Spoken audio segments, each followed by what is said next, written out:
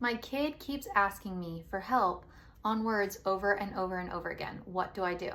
Okay, the first thing I want you to do is celebrate because your kid is not guessing. That means they're thinking while they're reading. They're using metacognition. They're using their skills. They're using their strategies and they can't get it right. So I want you to encourage them to ask you. When you are building a reader, it is so important you give them that support up front because if you don't, you're going to teach them to just power through and guess.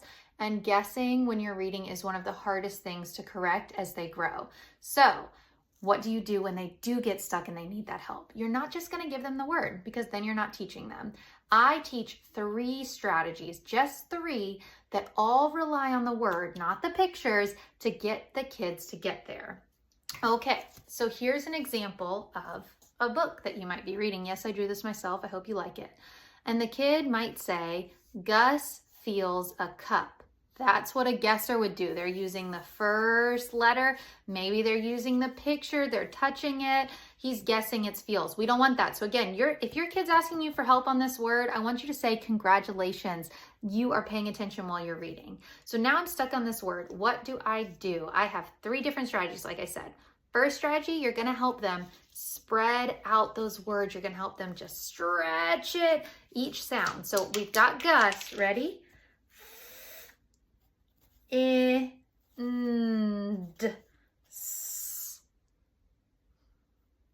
Fins.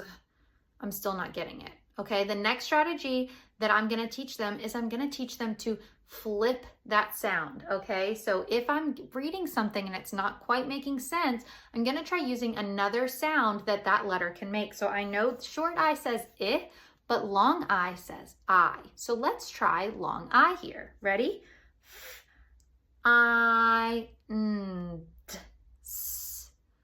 Finds. It's making more sense, but I'm still having trouble putting it together. The third and final strategy I'll use is I'll just box in any word parts I see, or if it's a longer word, I'll chunk it up for them. Okay, so I'm going to chunk it.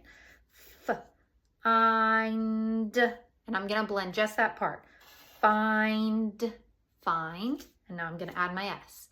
Finds. Gus finds a cup.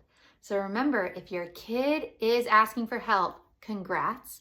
And then the second step is coach them with 3 different strategies. Stretch those sounds, chunk up your word, and flip the sounds if it's not making sense to other sounds those letters can make. Happy reading.